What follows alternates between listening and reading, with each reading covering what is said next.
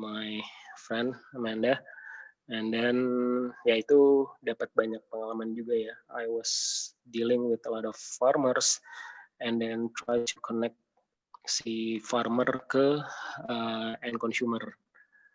Nah, jadi memang dari segi journey before now, I did a lot of trial error and try to understand more. Ini mau fokus sama passionnya di mana. So yeah, and then after Sayur Box, now I started building Baku. Jadi apa sih itu sebetulnya Baku ya? Basically Baku kita smart farming company.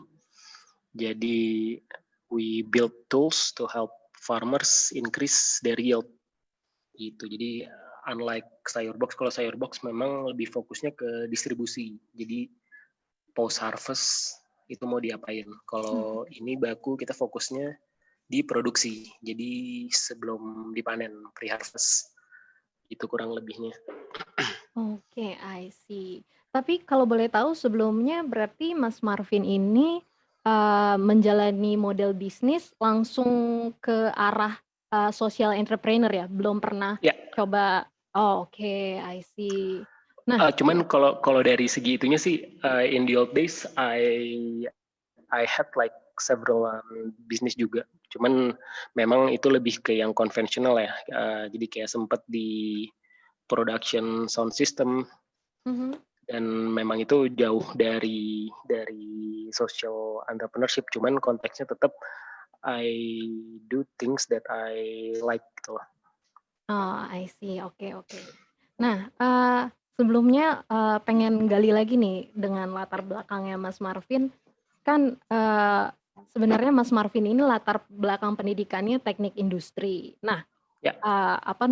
Kemudian akhirnya menyasar ke entrepreneurship dan membuat Baku, itu sebenarnya hal apa sih yang membuat Mas Marvin ke arah situ gitu? Jadi sebetulnya in general at the end I learn itu memang spesialisasi penting. Cuman moving forward, the most important thing it's more like analytical thinking sama systematical logical thinking. So from my background sebetulnya mungkin dari segi background ke agriculture-nya lumayan industrinya beda. Cuman tetap intinya I like building stuff, dan untuk membangun sesuatu itu ya khususnya ya kalau misalnya we talk about startup, we build a system. In order to build a good system itu we need to be able to have a really good understanding tentang semua stakeholder-nya. Jadi karena itu sebetulnya saling berkaitan, dan ya apalagi kalau kita ngomongnya startup and then social entrepreneurship, it's not like usual dagang biasa, but we build a system. Nah itu sistemnya yang I like to build and I like to develop. Nah itu benar-benar dapat banyak influence from my background. I see, oke. Dan sebenarnya selama Mas Marvin menjalani baik dari ranah model standar bisnis yang biasa dengan social entrepreneur, itu sebenarnya dari segi challenge-nya itu ada apa aja sih, Mas? Ya, jadi itu from my perspective and my learning sebetulnya kita harus tahu dulu nih what kind of problems we want to solve. Terus apakah problemnya itu unsurnya lebih banyak ke sosial atau komersial? Itulah ya, meskipun kedua-duanya ya kalau kita mau ngomong bisnis penting ya, harus ada sisi sosialnya sama komersial. Cuman mungkin kalau social entrepreneurship we prefer and we tend to choose sisi sosialnya dulu yang kita dahulukan. Karena emang aim utamanya solve social problems. Jadi gara-gara kita build things yang bisa solve social problems, social problems itu jadi satu motivasi sama misi utama kita. Jadi kita memberikan nilai tambah ke sosial dan akibatnya kita dapat dari segi komersialnya. Cuman memang dari segi tujuan harus ada prioritization-nya dulu. Karena ya karena itu bedanya sama with usual business. Kalau usual business maybe first priority just profit, and then ya udah whatever it takes I'm just gonna aim for profit. Gak ada misi sosialnya, gak ada dampak ke lingkungan, gak ada segala macam, pure profit aja. Itu mungkin yang bedain ya. Dan itu mesti benar-benar from my perspective benar-benar harus di state since the beginning. Jangan begitu udah dapat duit gede aja baru mikirin CSR. Karena kan kebanyakan juga ada kayak gitu kan. Iya. Karena karena sekarang banyak yang brandingnya jadi kebalik-balik. Ya sebetulnya dari pertama sih mereka mikirin profit aja, begitu udah banyak baru deh bawa-bawa ini.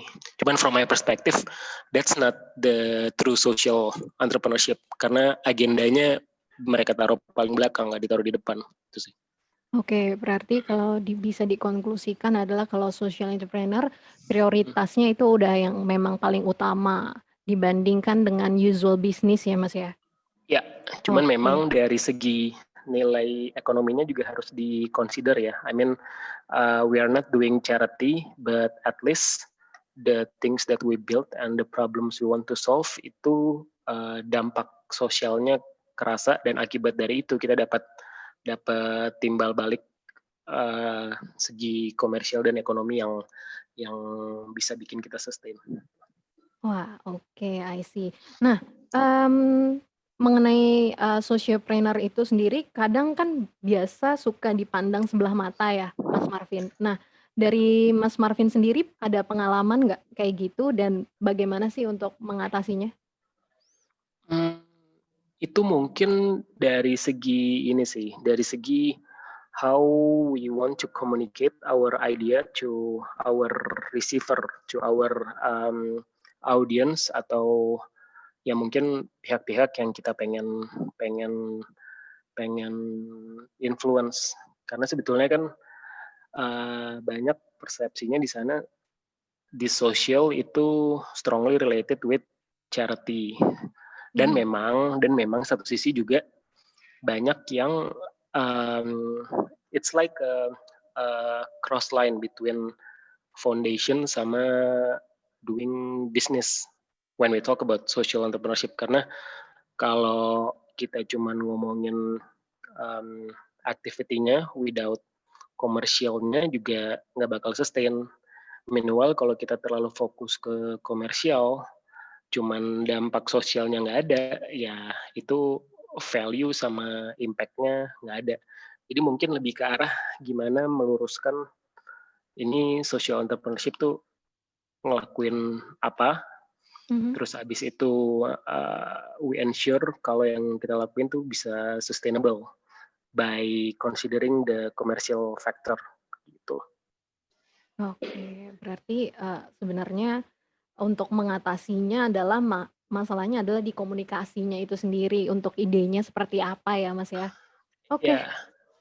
Ya, sip. Nah, kalau mengenai aku lihat dari rekam jejaknya Mas sendiri nih ya, memang, dari jalur karirnya Mas sendiri adalah, berfokus di supply chain. Sebenarnya apa sih, hal apa yang membuat Mas tertarik dengan, sektor tersebut? Itu sebetulnya karena sebetulnya itu balik lagi. I mean supply chain it's all about, sebetulnya kalau kita mau breakdown tuh ada 3 faktor utama ya.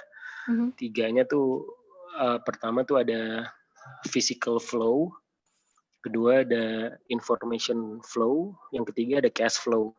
So when we think about those 3 aspects, ya basically we want to benar-benar analisa supply chain ya, karena basically supply chain we talk about those 3 factors, and based on that sama I like to build system and analyze stuff. Yeah, that's one of the big consideration why I spend a lot of my time di supply chain, karena kan sebetulnya at the end of the day supply chain by having a good understanding about a complex system, we will be able to analyze and then prioritize. Ini bagian mana yang bisa di-optimize. Jadi pertama harus ada, from my experience, why I like this supply chain, ya soalnya it gives me a better understanding about complex system, and then it gives me ability to analyze and troubleshooting. Nah itu mungkin troubleshooting udah common lah kalau background engineering, tiap hari memang kita strength-nya di situ. Nah terus habis analyze troubleshooting, kita bisa kasih solution and solution recommendation supaya nih di satu sistem itu bisa di-improve. Karena sebetulnya di setiap sektor industri basically supply chain ada sih. Cuman gimana kita mau di bidang agri, mau di bidang oil, mau di manufacturing, selama ada information flow, ada physical flow, sama ada cash flow. Nah, itu udah pasti ada supply chain di situ. Oke, berarti memang supply chain itu ya udah basic dari segala bisnis yang harus yang memang dijalani ya, yang memang penting, bagian penting dari core suatu bisnis. Oke. Nah, kita beralih, Mas, yang fokusnya sekarang di Baku, dan Baku adalah fokusnya kepada sustainable food chain. Nah, kenapa akhirnya berfokus pada sustainable food chain nih? Mungkin balik lagi tadi seperti yang Mas sudah bilang kalau misalnya memang salah satu yang menjadi tantangan di Indonesia sendiri adalah bagian dari food chain itu sendiri ya, Mas ya? Ya. Oke. Gimana tadi? Sorry, bisa diulang pertanyaannya? Jadi kenapa sekarang tuh Mas geraknya lebih fokus ke sustainable food chain? Oke. Ya, karena ya sebetulnya kalau kita lihat a lot of research artikel segala macam itu in this era, especially in 2050, we're gonna face scarcity in term of food. Jadi ada isu food safety and food security. Kenapa ada isu? Soalnya human population's gonna multiply. Jadi I forget the number, cuman multiply-nya itu jauh lebih besar dari kemampuan supply food kita. Nah, kalau misalnya populasinya nggak diimbangi dengan kemampuan food supply kita, ya udah kebayang nanti bakal chaos. Di itu salah satu alasannya, dan juga mungkin sekarang udah makin kelihatan kan, maksudnya during this pandemic, when we were at school diajarin kan sama Abraham Maslow, ada 3 basic needs, ada ya basically sandang, pangan, papan, baju, rumah, sama food. Nah, cuman begitu pandemic like this, udah kelihatan yang satu yang nggak bisa lepas sudah pasti makanan. Property during this challenging time nggak bisa, ya property down. Baju juga siapa mau beli baju, cuman makan kan orang tiap hari makan 3 kali. Nah, based on that forecast in the future, sama based on all of the experience and learning I have, I believe memang food harus dipikirin. Nah, gimana supaya sustainable food systemnya ada? Ya berarti dari setiap proses food supply chain-nya itu, setiap prosesnya harus efektif dan efisien. Jadi waste-nya kita minimize di setiap proses gitu. Jadi yang dimaksud sustainable food ialah segala macam proses yang berhubungan ke dalam produksi satu makan itu, segala macam prosesnya kita pastiin udah optimal, dia efisien, efektif, nggak bikin banyak waste, nggak bikin keluar banyak loss in term of energy untuk prosesnya. Nah, itu yang dinamain sustainable food. Oke.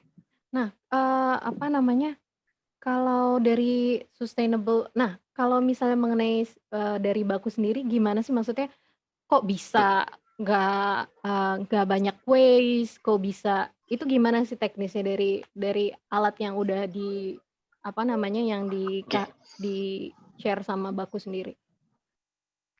oke. Jadi ya right now kan like I share before, I used to build yang sayur box for example. Sayur box dia fokusnya ke distribusi. Berarti inefisiensinya yang we want to solve di distribution. Mhm. Nah, after that learning, I learn juga di production banyak yang mesti dibenerin. Jadi salah saya how kita benerinnya by using technology. So basically baku kita bangun smart farming system. Smart farming system apa sih? Yaitu integrated software sama hardware. Softwarenya untuk monitoring produksi farmingnya, hardwarenya untuk monitoring keadaan climate condition di lokasi farmnya tersebut, gitu loh. Jadi by having those integrated software and hardware, ya kita bilangnya IoT system sih. IoT system kita bisa dapat clear visibility about farm actual condition. Terus kalau visibility-nya udah clear, kita untuk monitoring ini idealnya sampai mana, bagusnya treatmentnya seperti apa, itu bakal lebih bagus. Ya, jadi bayangin lebih ke arah farming, cuman dibikin kayak pabrik. Bedanya kan kalau pabrik semua udah di measure, kita tahu misalnya oh ini kualitasnya gini gara-gara di proses ini salah.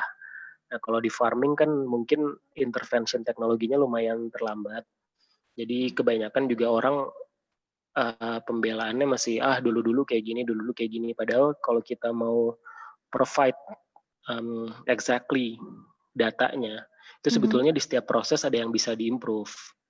Makanya gimana supaya visibility-nya ada, ya kita bangun sistem kita ini, baku, kita ada hardware-nya, ada software-nya, dan sekarang kita khusus fokusnya di peternakan dulu, itu sih. Oke. Iya, yang Jadi aku kayak, lihat dari peternakan untuk ayam ya, ayam broiler ya, itu ya? ya, Oke. ayam broiler. Nah, gimana Mas? Ya, ayam broiler, bener-bener, ayam broiler. Dan menurut Mas dari sejauh yang udah berjalan, kalau boleh tahu Baku udah berjalan berapa lama Mas? Ini kita udah 1,5 tahun sih basically. Oke, 1,5 tahun. Memang cuman memang satu sisi we are really focus on building the technology, dan memang gara-gara ini kan juga berhubungan sama hardware. It's not as simple as software. Jadi kayak ya misalnya kayak maybe example when I did sayur box kan, ya kita software ada, apps-nya jadi, bisa dagang. Mhm. Dagang cepet, ada unsur trading cepet, duit cepet masuk. But this, when we build hardware, itu benar-benar kita kuatin R&D-nya. Jadi mungkin dari segi journey not as fast as yang dagang or e-commerce, but we believe when we build these things right, teknologinya, hardware-nya, moving forward bakal lebih smooth lah. Cuman memang journey-nya beda. Kalau yang startup build hardware sama yang cuman provide platform or system. Kalau ini we build hardware, so progressnya quite good, but maybe takes longer time ya. Oh, Ya compare-nya mungkin ya kayak misalnya yang contoh gedenya bangun hardware kan Tesla. Ya itu iya. yang konteks gede ya. Terus ya mau bangun hardware kan Apple. Nah itu kan journey-nya mungkin lebih panjang dibanding yang cuman fokus ke software. Gitu loh. Oke. Tapi maksudnya dari peningkatan sendiri, dari dampak sendiri apa udah kelihatan Mas? Iya, jadi sebetulnya memang yang kita reduce tuh pre-harvest waste. Jadi kalau misalnya kita ngomongin ayam, Mhm. waste-nya di mana sih? Waste-nya banyak. Jadi waste-nya ya kalau misalnya kita ngomongin ayam tuh di dalam proses produksi mereka keadaan lingkungan tuh sangat penting. Jadi Mhm. kayak temperaturnya, terus habis itu kelembapannya, itu harus dijaga supaya ayamnya pas umur biasanya 30 atau 40 hari, dia jadinya sesuai dengan quality yang di-expect. Mhm. Nah, kalau keadaan lingkungan yang nggak dimonitor, terus konsumsi pakannya juga nggak dimonitor, yaitu waste-nya bisa satu dari segi kematian, sama kedua dari segi penggunaan pakan yang nggak efisien, jadi loss-nya banyak juga. Jadi sebetulnya kita impact-nya at the end increase farmer productivity dengan reduce waste-nya, mortality-nya berkurang, sama waste yang disebabkan oleh penggunaan pakan yang nggak optimal. Itu sih. I see, oke. Gitu sih. Oke. Tapi berarti, dari segi sudut pandang Mas, untuk Hmm, hal dalam, berternak khususnya, itu ya, berarti penting untuk menjadi digital ya? Maksudnya ya, untuk memonitornya dan segala ya. macamnya? Karena memang in term of intervention memang agri I think it's one of the industry yang agak paling belakang. Mhm. But we believe memang mau nggak mau we need to go digital. Mmm. Kayak in this context ya sebetulnya larinya kenapa kita bilang smart farming, kenapa kita bilang precision farming, karena kita benar-benar farming based on data, farming based on real condition di Mhm. lapangan seperti apa. So the farmers could be able to make good decision. Mhm. Farmersnya juga tahu farming methodnya yang bagus seperti apa. Mmm. Karena memang farming ya mau bertani, beternak kan upgrade capability-nya ya mungkin masih banyak kan gunain ilmu-ilmu lama. Cuman kalau kita kan di sini disrupt dan challenge supaya kenapa kita nggak coba pakai metode yang baru dengan menganalisa metode yang sekarang kurangnya di mana? Gimana cara nganalisa yang benernya? Ya pakai teknologi gitu loh. I see. Tapi tanpa mengurangi apa yang sudah maksudnya yang sudah di-develop sekarang kalau memang, dari, Ya, ya hal-hal yang tradisional memang, baik itu, kurangnya di mana, terus nanti baru dari teknologi ini bisa menyempurnakan, maksudnya mengisilah, ya nggak ya, Mas, ya?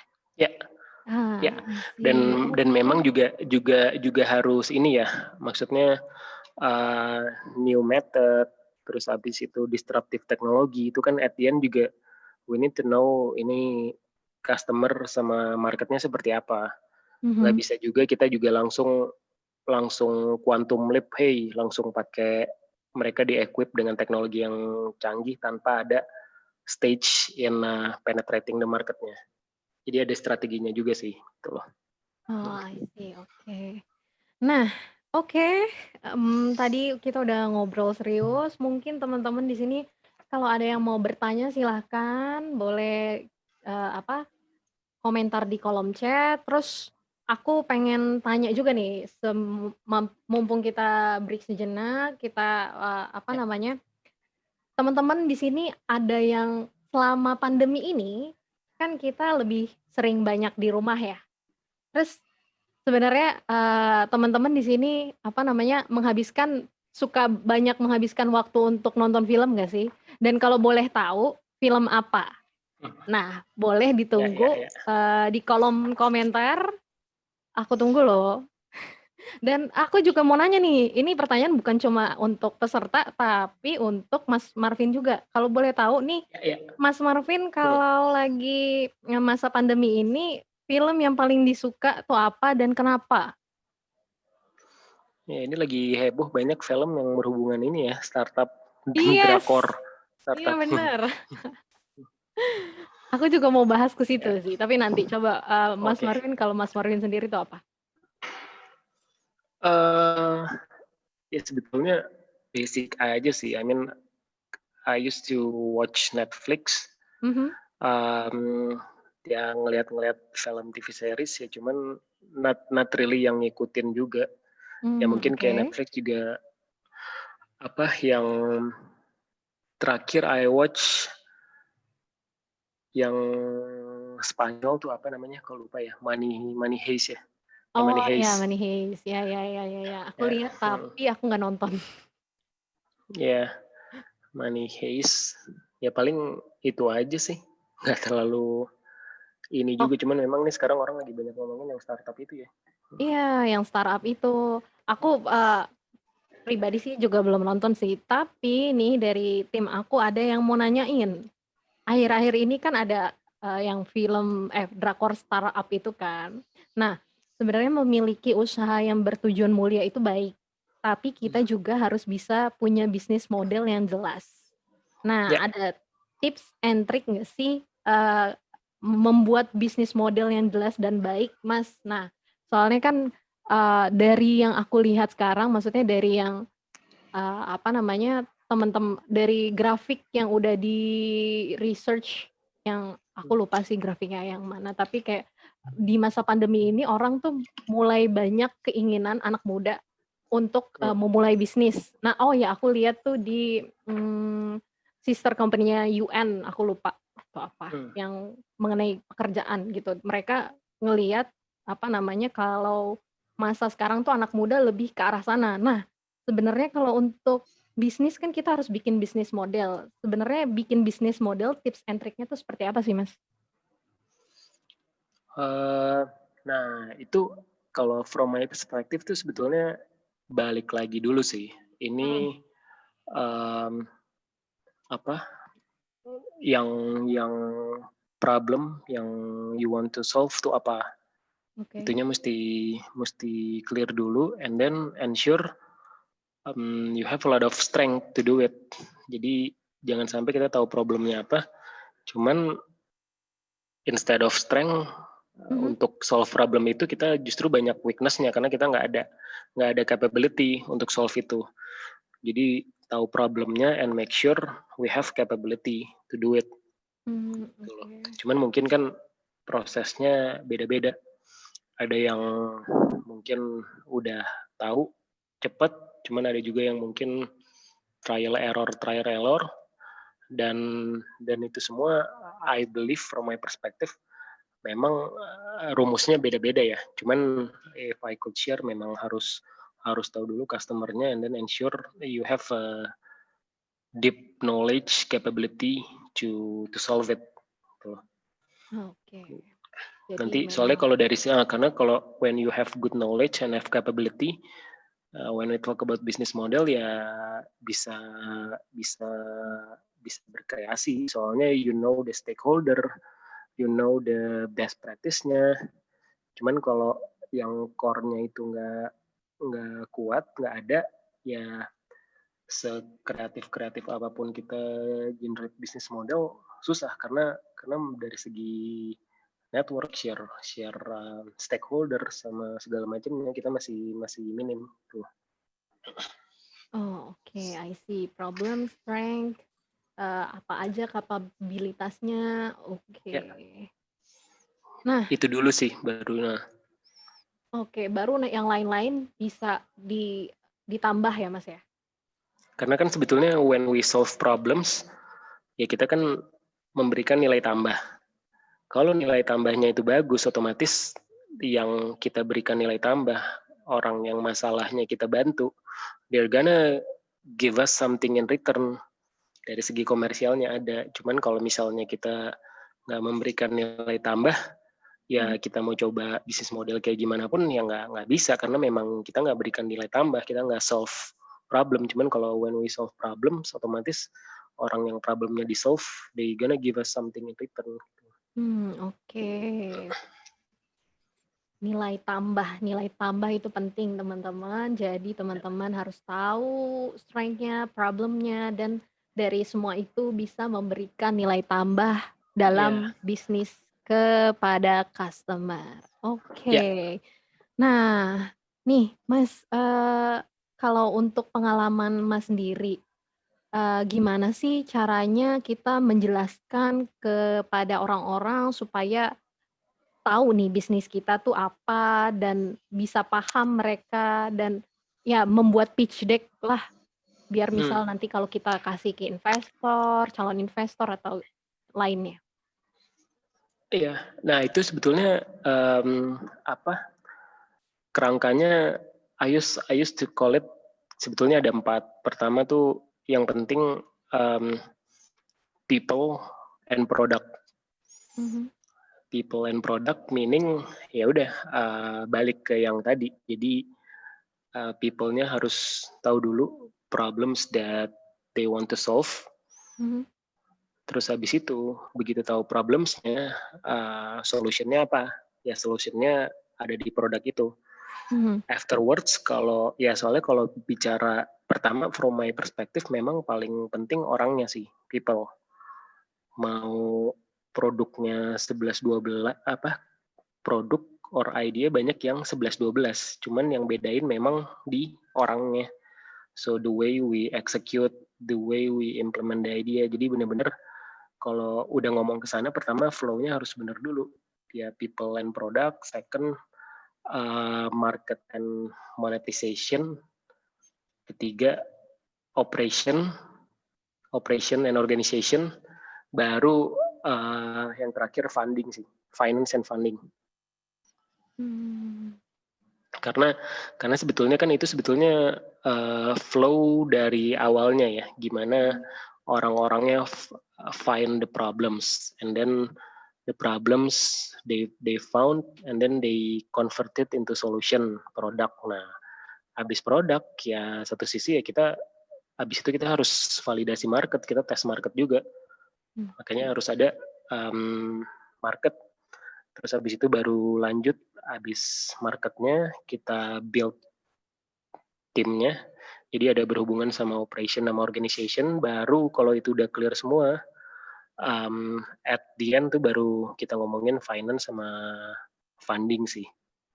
So normally flow-nya harus kayak gitu from my perspective. So itu benar-benar komplit perspektifnya dari awal, dari orangnya. Karena at the end tetap orangnya tetap paling penting sih. Mau produknya bagus, orangnya ini ya susah menurutku ya. Oke. Soalnya kan orang mikir kalau bisnis ya udah ini dananya dari mana ya gitu. Pasti kepikirannya yang paling pertama adalah dananya dari mana gitu. Biasanya sih. Cuman nah itu kan kalau mereka yang mikirnya mau cepet-cepet. Cuman kalau misalnya benar-benar you want to build a system, ya you need to do your homework, you need to do market research, you need to build team. Karena at the end juga ya misalnya kita when we want to talk to investor, ya at the end investor juga ngelihat nih ini gimana, orangnya seperti apa, terus habis itu homeworknya dikerjain apa enggak. Ya karena kan we need to know what we are doing gitu loh. Oke. Nah, berarti teman-teman ingat lagi berarti people and product. People-nya itu orang yang melakukan yang sumber dari ide itu orang yang menggerakkan tuh siapa, terus habis itu baru market and monetization, terus 3 operation, bentuk tim, habis itu baru finance and funding. Nah, sebelum nanti aku masuk ke pertanyaan aku yang selanjutnya, di kolom chat udah ada nih yang tanya dari Michael Amos Johan. Nah, katanya aku ada 2 pertanyaan, Kak. 1, teknologi semacam apa yang Kak Marvin gunakan dan bagaimana strategi penetrasinya, Kak? Yang kedua, ada petani yang dibantu di daerah mana saja, Kak? Mengingat petani yang misalnya di daerah Jawa Barat atau Jawa Tengah berbeda kondisi dan masalahnya. Nah, tuh. Oke. Ini yang teknologi semacam apa? Nah, itu sebetulnya kalau mau lihat itu ada di our web, itu baku.global. Kita ada display di situ. Jadi dari segi hardware ya basically hardware yang kita bangun ada sensor-sensornya. Itu bisa detect temperature, humidity, dan terus kalau dari segi software itu quite straightforward kita bikin aplikasinya. Nah, yang dimana yang ngomongin IoT kita integrate software sama hardware itu. Jadi apa yang di capture hardware dapat diakses secara real time di aplikasinya. Itu dari segi teknologi ya. Mhm. Dan strategi penetrasi, nah strategi penetrasi nanti kembali lagi nih, ini pertama dari masalah, habis itu kan kita kasih solusi, cuman jangan lupa satu sisi, we need to find out ini customer-nya siapa. Jadi kalau misalnya in my case, in term of strategi penetrasi, ya kita nggak bisa langsung hajar semua petani ayam. Misalnya kayak mau peternak ayam, karena kan beda-beda. Kita benar-benar work sama yang contohnya at least they have background or they have ability to operate teknologi. Mereka udah mulai implementasi teknologi karena susah juga kalau benar-benar kita implementasinya ke petani atau peternak yang masih belum melek teknologi. Jadi itu sebetulnya berhubungan sama balik lagi market research, market mana yang mau di-tap dulu, karena nggak mungkin kita langsung nyerang semuanya. Kita harus identify dulu. So that's our homework. Market mana yang mau di-tap dulu, itu yang jadi priority pertama. Gitu. Jadi konsepnya sebetulnya kalau kayak gitu low hanging fruit lah biasanya kita bilangnya. Jadi cari target market pertama yang benar-benar effortnya kecil, cuman impactnya gede. Karena kalau misalnya kita target market yang pertama kita prioritize udah effortnya gede, impactnya kecil, ya itu dari segi effort sama ya waste of time sama energi sih. Itu I used to use a concept 80-20 sih. Jadi do 20% yang give impact 80%. Okay. Ya itu balik lagi ya, itu harus tahu identify ini marketnya yang seperti apa.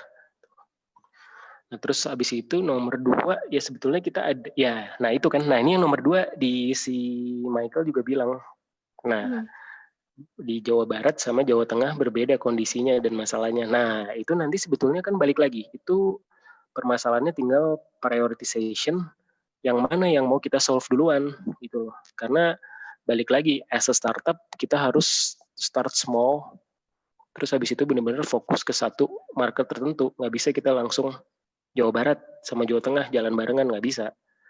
Itu part of our homework ya. Kita harus tahu dulu nih customer kayak gimana, sama kita harus fokus dulu nih mau kerjain yang mana tuh. Nah itu balik lagi tuh yang di Jawa Barat sama Jawa Tengah, when you find problems, kamu mau fokus di mana, itu sebetulnya bagian dari scoping sih. Jadi when you find problems and then you want to offer solution and then you want to scale it up, ya kita harus tahu dulu skopnya di mana nih. Skopnya Jakarta atau skopnya Jawa Tengah. Nah Jawa Tengah juga sebetulnya bisa dibagi lagi kan, mungkin skopnya di kabupaten mana, di Kendal atau di Surakarta. Karena nggak tetap kita mulainya harus dari kecil-kecil dulu sih, nggak bisa langsung ini. Ya kayak kalau yang kasusnya baku sih kita ada di Jawa Tengah. Kita cuman di Jawa Barat belum ada. Karena berarti baru fokus di Jawa Tengah dulu aja kali ya Mas? Ada sebetulnya di Bengkulu juga ada sih. Jadi ada di Jawa Tengah, Bengkulu, sama di daerah Jambi ya.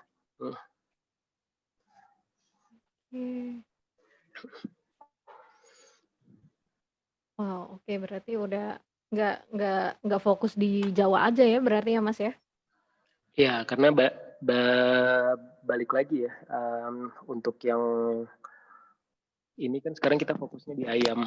Nah kita juga peternak ayam kan regardless provinsinya di mana, ya ada kesamaan-kesamaan yang dilakukan di provinsi-provinsi tertentu. Makanya itu yang kita fokus dulu gitu loh.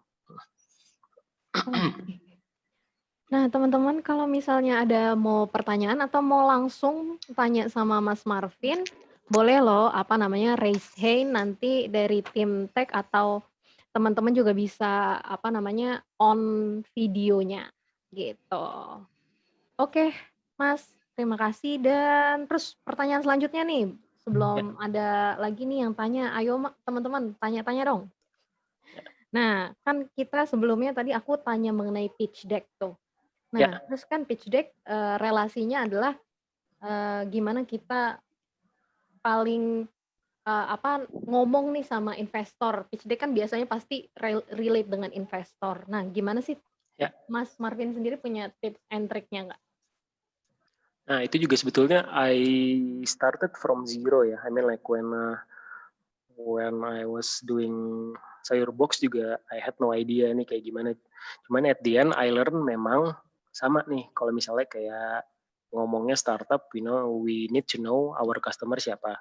Nah, kalau misalnya konteksnya investors ya kita juga harus tahu nih si investornya stylenya, preferensinya seperti apa. Karena nggak mungkin juga one size fits for all. Nggak mungkin one pitch deck fits for all. Udah pasti ada customize. Nah, cuman customize-nya mau seefektif apa, ya kita harus tahu nih. Ini si investorsnya mungkin apakah ada kesamaan strength atau core di agriculture, atau mereka mungkin kemampuannya, capability-nya blank di agriculture, karena itu nanti mempengaruhi cara kita nyampainnya ya. Kalau misalnya emang dia udah familiar agriculture, ya kita masukin term-term technical gampang. Cuman kalau misalnya mereka mungkin lebih general atau pure mereka belum ada agriculture background, kalau kita masukinnya terlalu technical justru malah bikin mereka bingung. Jadi salah satunya juga caranya kita harus research tentang investornya juga. Ah, itu penting banget ya berarti ya. Harus tahu dia kayak gimana. Karena nggak ada one size fits for all. At the end, all the deck itu customize sih. I see. Aku kepikiran jadi kalau misalnya biasanya kalau aku customize, misalnya kalau lagi ngelamar kerja gitu, kan itu surat lamarannya ya sama semua. Ya mungkin kurang lebih kalau basicnya kayak gitu kali ya. Iya, jadi benar-benar kita harus prepare juga sih. Soalnya nanti karena mereka ya berbeda-beda ya backgroundnya. Ada yang mungkin udah siap diajak ngomong technical terms. Ada yang mungkin nggak tahu, ya berarti kan kita harus effort sama educate mereka di dalam proses pitch-nya itu kan jauh lebih banyak kan berarti. Gitu loh.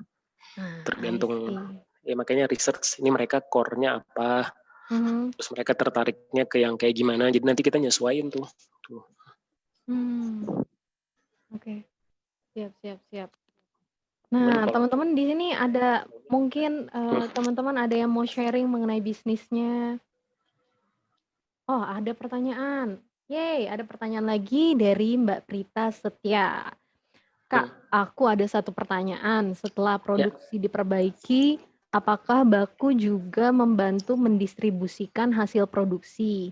Bila iya, apakah ada kesulitan? Bila tidak, bagaimana Baku yakin hasil produksi akan mencapai market dan menciptakan keuntungan? Oke.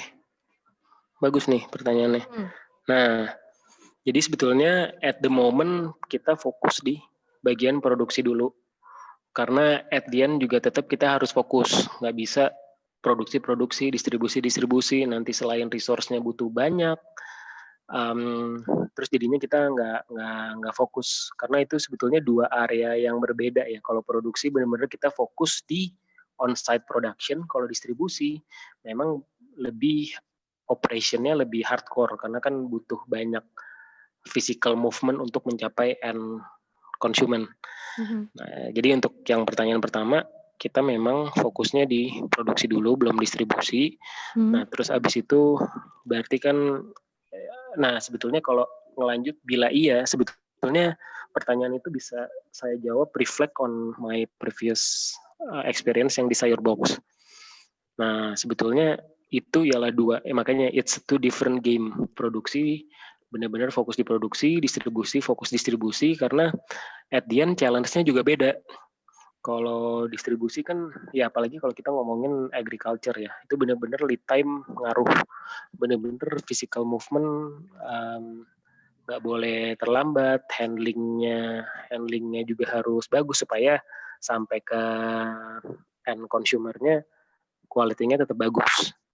Jadi kalau misalnya ngomongin challenge-nya, ya challenge-nya satu, typical distribution, dan apalagi considering populasi di Indonesia distribusinya nggak rata, ya itu challenge di negara kita sih emang by nature, karena setiap benar-benar penyebarannya scattered, terus habis itu karena kalau misalnya kita ngomong distribusi, cost akan makin murah kalau volumenya gede.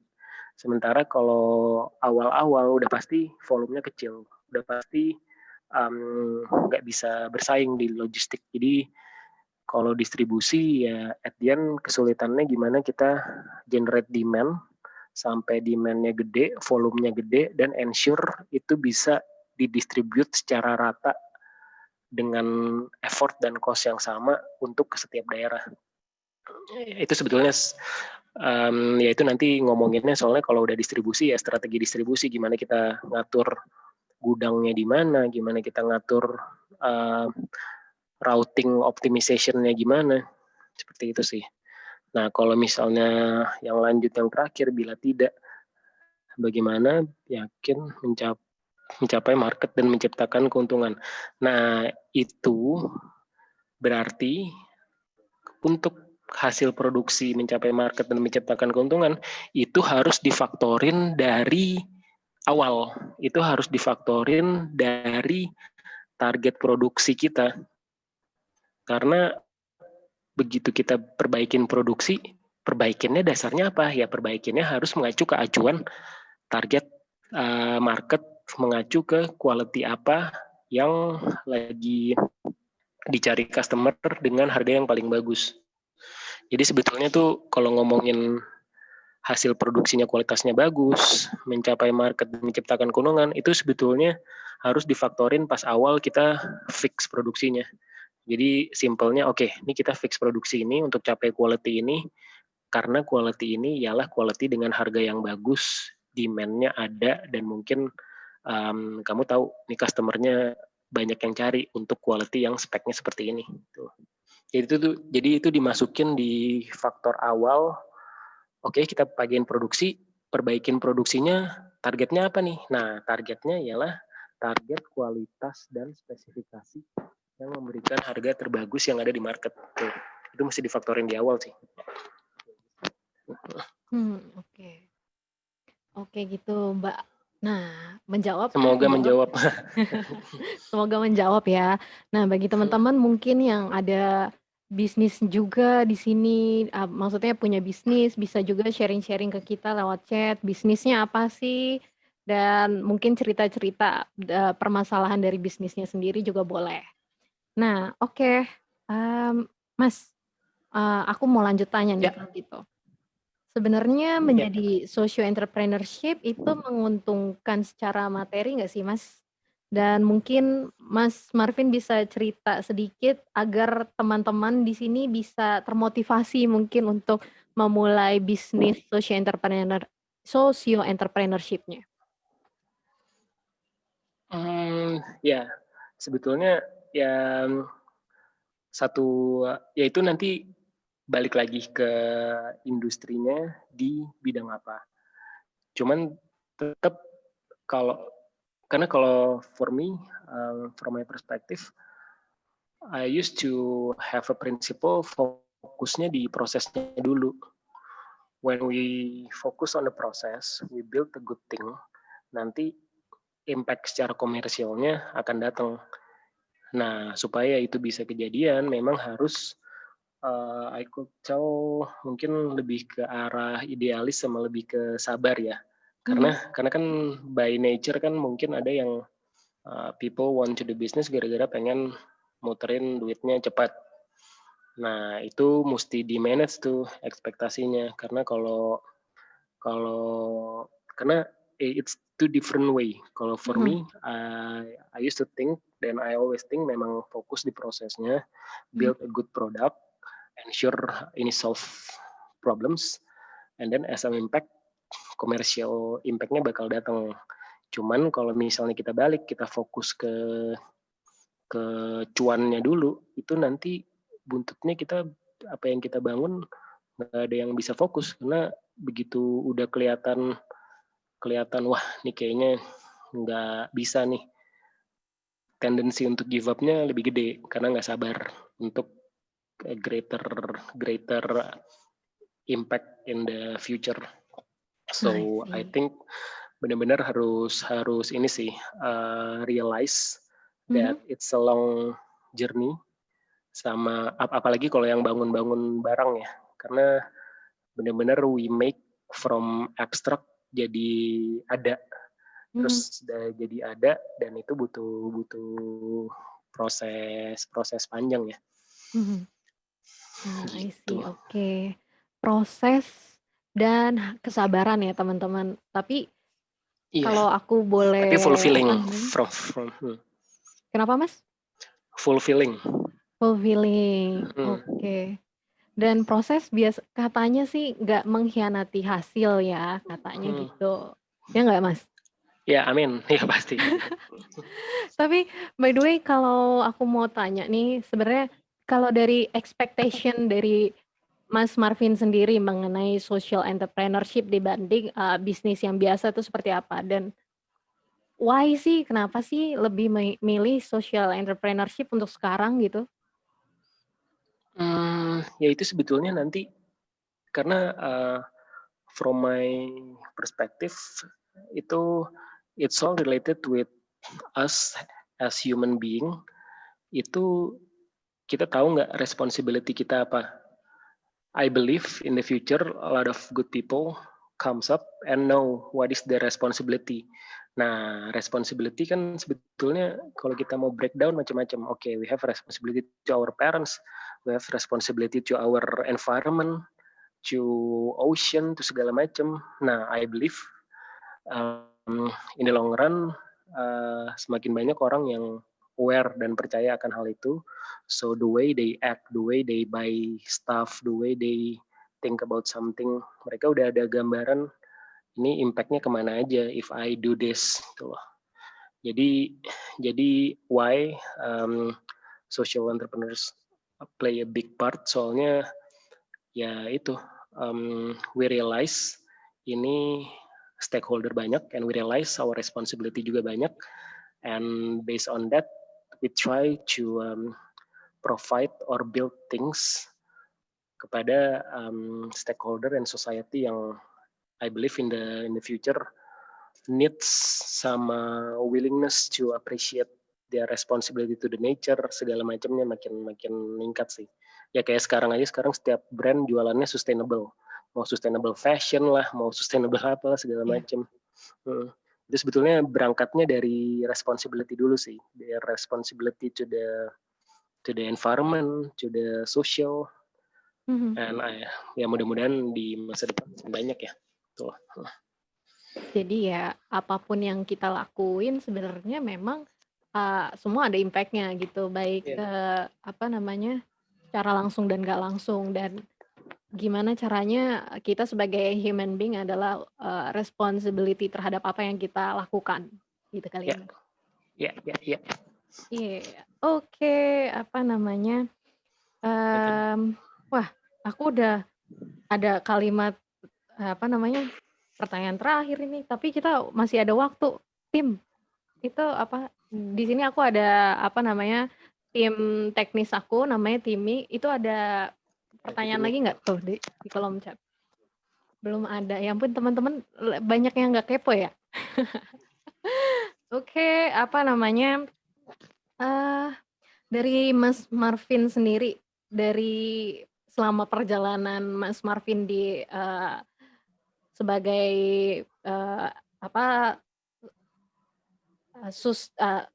food chain, supply chain, and then sekarang juga social entrepreneur, sebenarnya ada satu hal yang jadi panutan Mas nggak sih? Maksudnya dalam hal Mas bekerja, atau siapa yang menginspirasi Mas? Itu kalau dibilang spesifik, itu karena from my learning itu sebetulnya journey sih. Journey and then ya itu journey sama learning ya. Jadi kalau mau dibilang yang spesifik sih nggak ada, cuman mungkin lebih ke arah ininya ya, apa, I believe in doing things in a good and right way.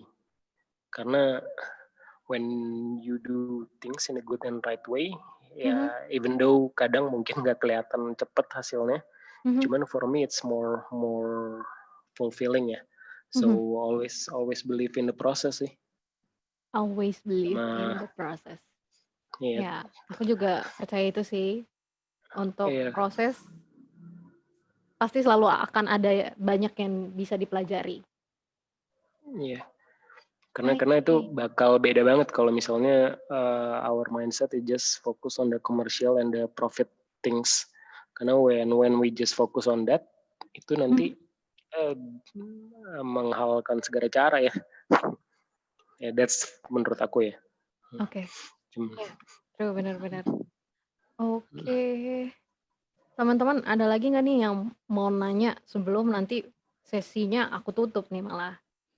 Itu sih, apa namanya, pertanyaan dari aku. Kalau teman-teman sendiri ada yang mau sharing-sharing nggak mengenai bisnisnya atau mengenai, social entrepreneurship yang seperti apa yang, bisa dilakuin ya atau yang ide-ide apa yang mau teman-teman tanyain boleh di kolom chat, ngobrol-ngobrol selama sekarang nih masih ada Mas Marvin yang akan standby untuk, tanya-tanya. Oh, kalau Mas Marvin sendiri, ini Ya, teman-teman kalau misalnya mau ngobrol sama Mas Marvin atau mau reach out atau mungkin ada ya, kolaborasi mungkin abis dari obrolan ini dia kepikiran untuk, "Oh kayaknya aku di daerah mana nih kayaknya pengen coba kolaborasi dengan produknya hmm, Baku," gitu misalnya. Gimana nih reach-nya hmm. ke Mas Marvin? Ya, itu mungkin through my LinkedIn bisa sih. Oh, I have a oke. LinkedIn. Nah, ini ada Oke, pertanyaan oke. lagi nih. Boleh boleh dikasih nggak linkin Mas di chat? Bentar. Bisa lihat. Oke, siap. Ada pertanyaan lagi.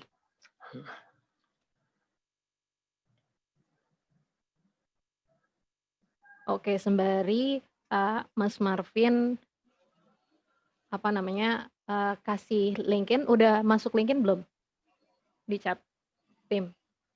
Oh, Ya, belum. Oke. Nah, mari kita lihat pertanyaannya.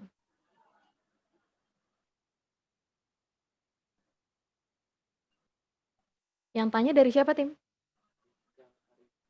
Oh, oke.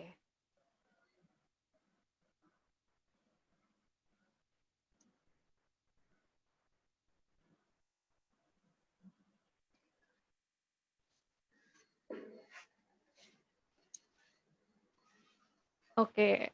Mas Marvin, ini ada satu lagi nih pertanyaan nih. ya. Oke, aku ini ya.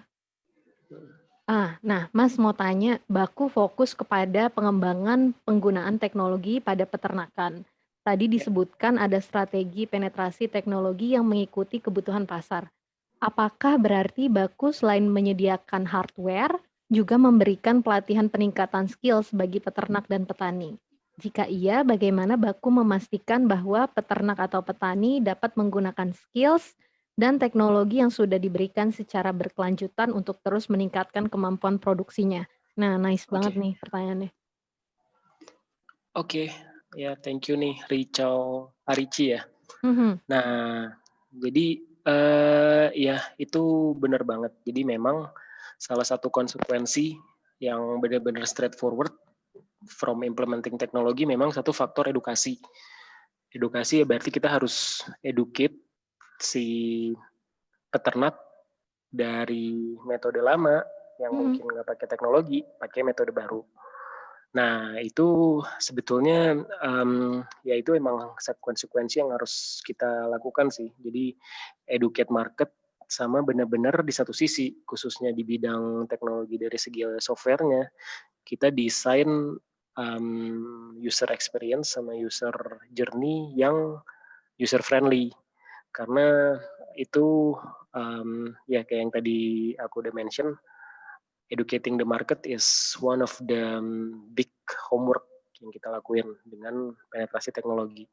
Nah, berkaitan dengan pertanyaan selanjutnya, nah itu sebetulnya nanti bagusnya dengan menggunakan teknologi, mereka pakai aplikasi kita kan bisa lihat panennya dari historical itu seperti apa. Terus kita bisa lihat ini mungkin di siklus panen yang ke berapa, apa yang kemarin ini datanya missing tuh kenapa. Karena the good thing of implementing teknologi, recordnya jelas kan. Mungkin kalau misalnya kita nggak pakai teknologi, kita mesti survei ke peternaknya ada before and after. Cuman ya kalau misalnya kita udah pakai aplikasi, ya sebetulnya udah lebih kelihatan semua sih di situ hasil panennya gimana. Ya, cuman di satu sisi tetap harus ada yang kita remind mereka untuk disiplin. Cuman I believe memang apapun yang namanya disruption in terms of teknologi, kita nggak bisa satu kali nyampein, tetap harus berulang-ulang. Because I used to deal with farmers juga. Ditinggal seminggu aja mereka udah back to their old habit, old method. Jadi memang ini proses yang harus diulang-ulang dan itu sebetulnya harus dimasukin ke komitmen dari perusahaannya sendiri. Oke, kita mau implementasi teknologi. Oke, kita juga harus educate marketnya. Oke, kita harus desain teknologi atau user experience, user journey yang benar-benar fokus ke si peternaknya, gitu loh. Ya bagusnya sih dengan menggunakan teknologi kita lebih kelihatan record si peternaknya, lebih kelihatan sebelum sama sesudahnya. Karena semua hasil panennya, input activity-nya kan nanti bisa dimasukin ke aplikasi kita. Gitu sih. I see. Oke. Nah, ngomongin mengenai teknologi, sebenarnya aku sempat pernah nonton channel internasional gitu mengenai petani Jepang tuh udah mulai pakai teknologi untuk misalnya daun bawang tuh mereka bikin yang udah versinya yang udah gede-gede banget, terus nggak tahu pakai teknologi apa gitu. Terus Ya, kayak mungkin Baku akan ke arah sana juga kah atau gimana? ya sebetulnya kan enaknya juga by using teknologi, we are doing selain R&D untuk ngembangin produk kita, once we implement aero teknologi itu sebetulnya bisa R&D untuk ngembangin komoditas yang bersangkutan. Misalnya kita bikin hardware untuk monitor si daun bawang. Ya pertama udah pasti bantu si petani daun bawang. Cuma nanti ke depannya kita punya serangkaian pattern and analisa yang bisa digunakan untuk pengembangan bibit daun bawangnya di masa depan. Karena kita benar-benar tahu dan benar-benar apa ya kita bilangnya real time condition ya, benar-benar insights dari tangan pertama. Nah itu sebetulnya akibat hardware-nya juga ya. Maksudnya kan kita benar-benar capture real condition di lapangan gitu. I see, oke. Nah, ini ada menurutku pertanyaan yang menarik. Nah, dari Prita Setia, Kak, aku ada pertanyaan. When did you quit your day job, Kak? And why did you have to quit? Wah, ya itu I think I left my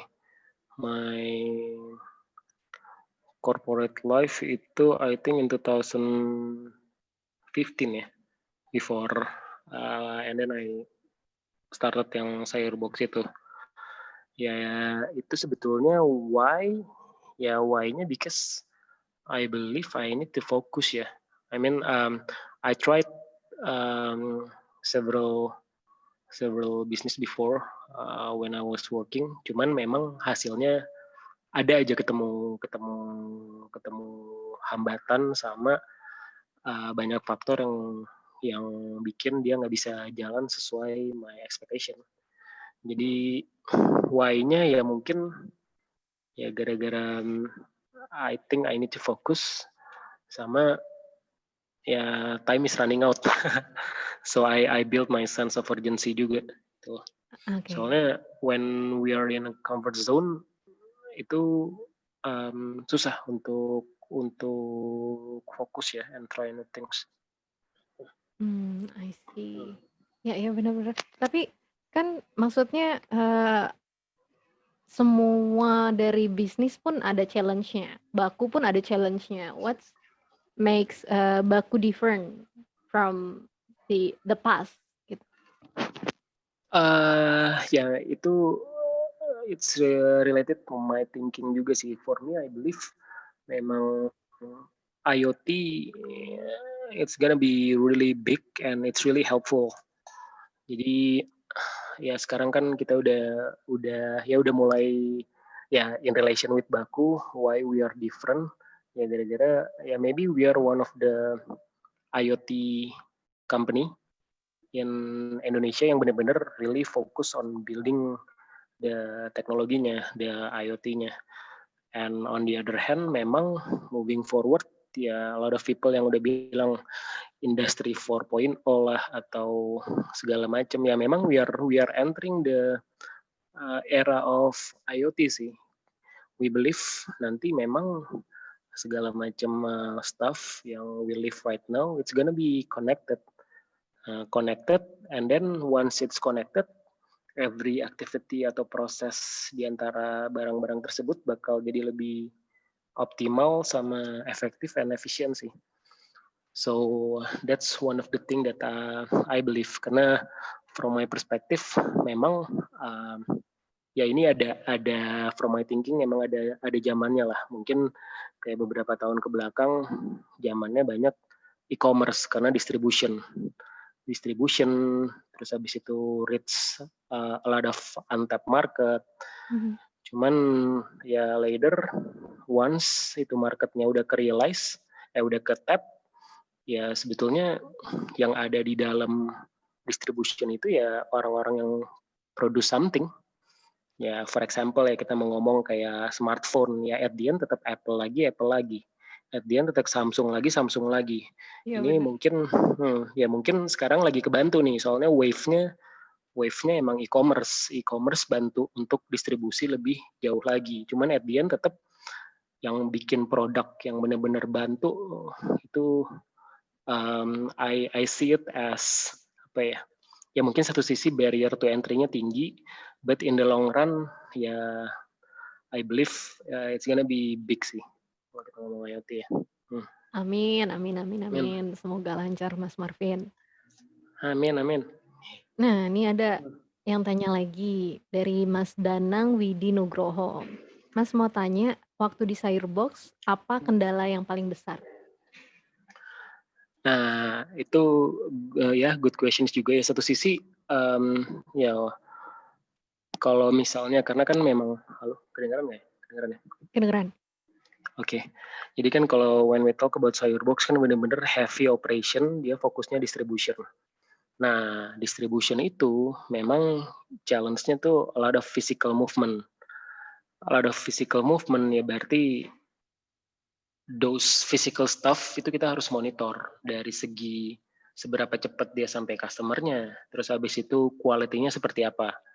Jadi berhubungan sama komitmen lead time sama quality. Dan quality juga ceritanya panjang. Kalau misalnya kita nggak bisa ensure quality, customer bakal marah dan nggak bakal balik beli produk lagi. Dan cuman kalau kita mau breakdown, ya sebetulnya quality juga isunya macam-macam nih. Isunya begitu sampai di tempat kita atau isunya balik ke atas ke arah produksi. Nah ini sebetulnya Baku mau solve quality yang ke atas skala produksi. Jadi benar-benar ensure barangnya udah bagus dari sana, karena garbage in ya garbage out. Kita distribute barang quality-nya jelek, ya nyampe di customer jelek gitu. Jadi specifically for these questions yaitu strongly related with Baku juga. Jadi kayak baku, itu kita mau solve bagian quality di atas, di produksi. Betul. I see. Wih, oke, sip. Itu pertanyaannya. Tim ada lagi? Oke, itu aja sih. Oke. Oh ya, tadi, kita masih ada 9 menit lagi untuk, ngobrol-ngobrol di sesi webinar kali ini, dan mungkin kalau teman-teman masih ada yang mau tanya, masih kita buka, dan apa namanya, Mas Marvin udah mungkin share LinkedIn-nya? Tunggu. Tadi malah ke ini nih. Tunggu. Tadi udah Oke, jadi ke-share private cuman. Ini by default ke si Aldo doang nih. Tunggu. oh, oke. Ya, berarti diganti ke everyone berarti ya? Ya, ini ya. Oke.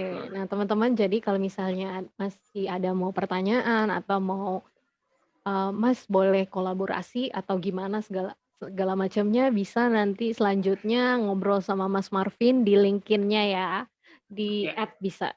Ya, Mas ya Marvin. Ya. Oke, teman-teman, ada lagi nggak nih yang mau tanya sebelum kita akan tutup sesi webinarnya hari ini? Dan terima kasih nih buat teman-teman loh yang udah hadir hari ini, dan nanti di akhir sesi acara ini kita bakal foto bareng. Jadi teman-teman bisa siapin dari sekarang, mungkin posisinya, background-nya atau lighting-nya dipersiapkan biar kita bisa kelihatan bagus di kamera.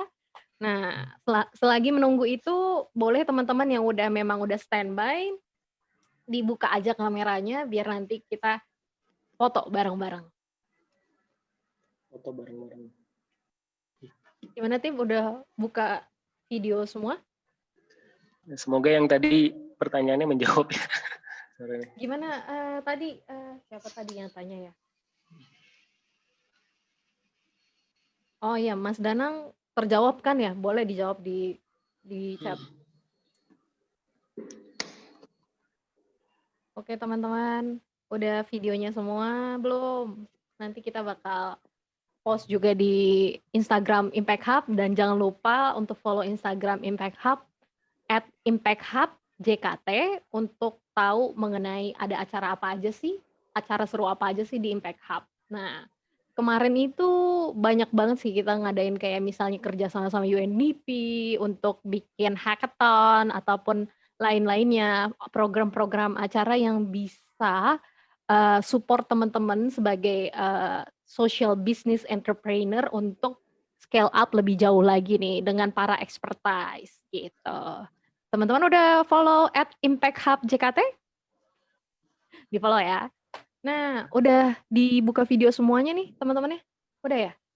Oke, mari kita mulai aja sesi fotonya. Boleh aba-aba 1, 2, 3. Oke, thank you teman-teman yang udah hadir. Oh, ada satu pertanyaan lagi. Oke. Nah, ini mumpung belum jam 5.30 ya. Nah, dari Arici. Mas, mau tanya lagi, masih terkait baku. Kalau tadi target pasarnya masih jadi PR buat market research, sejauh ini targetnya peternak atau petani yang bagaimana selain sudah melek teknologi? Untuk personal, apa yang membuat ketagihan jadi social entrepreneurship setelah sayur box? Mungkinkah jadi social entrepreneurship sambil tetap punya daily job? Oke. Itu yang pertama, nggak kedengeran ya. Tadi kecil suaranya, nah ini udah mulai kedengeran. Nah, itu yang pertama gimana sih masih target baku? Kalau jadi target pasarnya, jadi target PR buat market ini sejauh ini targetnya peternak atau petani bagaimana selain yang sudah melek teknologi? Ya sebetulnya satu itu kalau dari my learning itu akar permasalahannya dari problemnya dulu sih. Jadi kan ini kalau kita ngomongin smart farming kan sebetulnya problemnya inefisiensi. Habis itu banyaknya waste. Habis itu banyak yang bisa diimprove. Nah, berarti target peternak atau petani yang bisa dijadiin market ialah peternak sama petani yang selalu mau mengimprove hasil panen mereka gitu loh, dengan menggunakan berbagai macam cara. Ini kan sebetulnya salah satu cara. Oke, kita mau ningkatin hasil pertanian kamu. Oke, ini kita ada alat nih, alatnya smart farming system, coba pakai gitu. Karena sebetulnya uh, itu kan sebetulnya melek teknologi kan sebetulnya proses. Cuman kan sebetulnya yang benar-benar core problemnya mereka pengen lebih maju lagi, mereka pengen lebih improve lagi dari segi farmingnya. Nah ini kan sebetulnya solusi yang kita tawarkan. Ya sebetulnya sama aja sih, as simple as kita bayangin dulu Gojek. Gojek siapa yang mikir tukang ojek bisa pakai smartphone? Cuman kan gara-gara memberikan manfaat, pasti mereka pakai. Nah cuman untuk mereka bisa dapat manfaatnya, itu proses yang harus kita lakukan berulang-ulang. Gitu loh. Itu proses edukasi, proses teknologinya benar-benar diperbaruin, relevan, dan bikin user friendly. Itu yang kita lakukan gitu. Karena intinya kalau mereka nggak dapat manfaatnya, ya mereka juga nggak bakal pakai. Jadi kita benar-benar harus tahu dulu masalahnya apa, dan kita kasih solusi untuk menyelesaikan masalahnya. Ya mungkin solusinya ada proses untuk bisa solusi itu diterima. Cuman tetap selama mereka merasa ada kemauan untuk ini hasilnya pengen lebih bagus, pengen panennya lebih bagus lagi, kualitasnya lebih bagus. Mestinya target market itu gampang bisa di tap sih. Tuh. Jadi nggak melek teknologi nggak apa-apa, asal mereka mau hasil panennya, mau bertani beternaknya lebih maju lagi. Oke. Ini yang kedua. Iya itu balik lagi ya ke for me I like building stuff sih, seeing and then being part of the journey dari abstrak sampai ada itu I really like it karena benar-benar kelihatan. Terus mungkin kalau yang pertanyaan yang kedua ya, dan itu yang jadi ketagihan sih. Terus habis itu ya itu mungkin aja, cuman at the end I believe nggak bisa satu kaki di mana, satu kaki di mana.